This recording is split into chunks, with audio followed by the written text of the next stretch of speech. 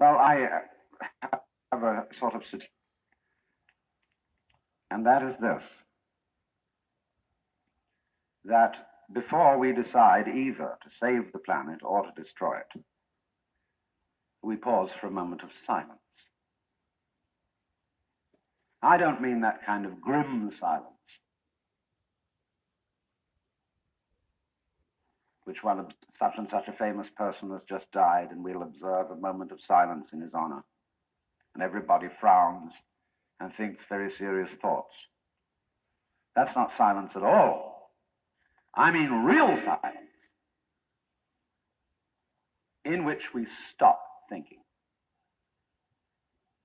and experience reality as reality is. Because after all, if I talk all the time, I can't hear what anyone else has to say. Time, and by that I mean specifically talking to yourself fully inside your skull. If I think all the time, I have nothing to think about except thoughts.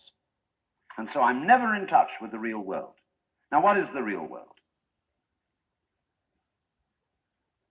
Some people have the theory that the real world is material or physical. I say it's made of kind of a stuff.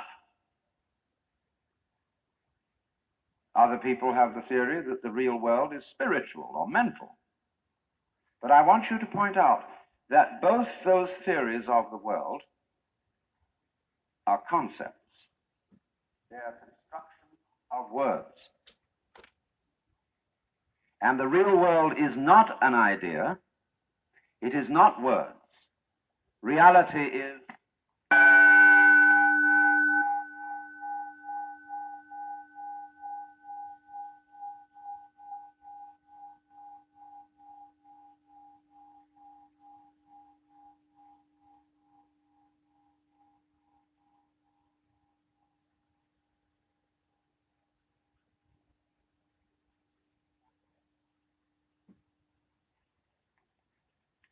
you'll find, therefore, that if you get with reality, all sorts of illusions disappear. And I will mention several illusions that have not this kind of existence.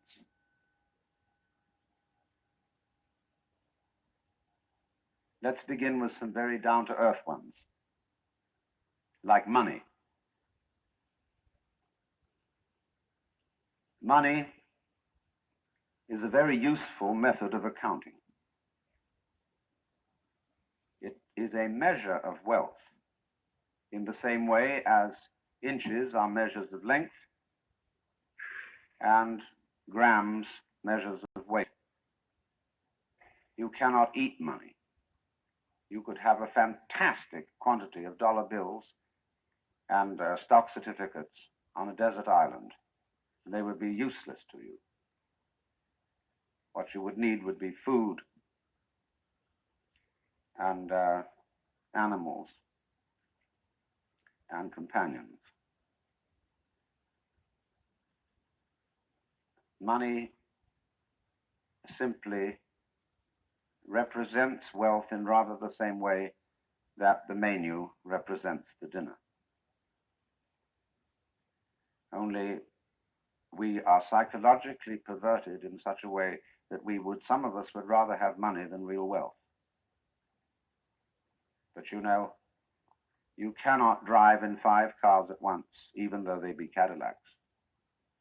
You cannot live simultaneously in 6 houses or eat 12 roasts of beef at one meal. There is a limit to what one can consume.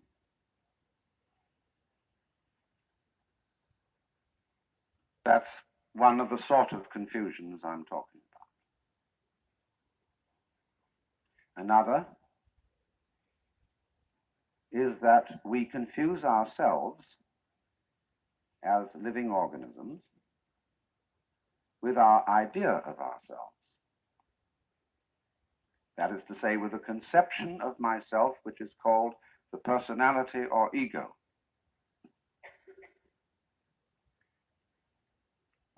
That is what we have been told we are. And it's an extremely crude and limited conception of oneself. of the actual, unique living organism.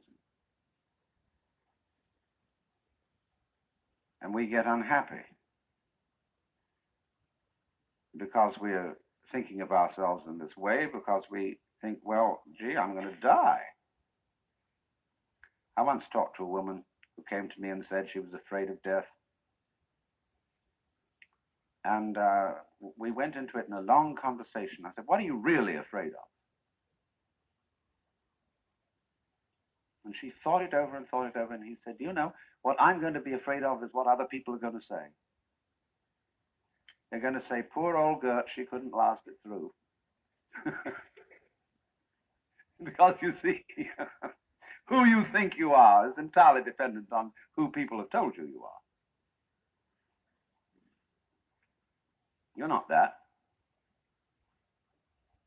Then another thing that bothers us is time. Most people nowadays say, I have no time. Of course you don't. Because you are not aware of the present. You know, the present is represented on your watch by a hairline that is as thin as possible as is consistent with visibility. And so everybody thinks the present is instead of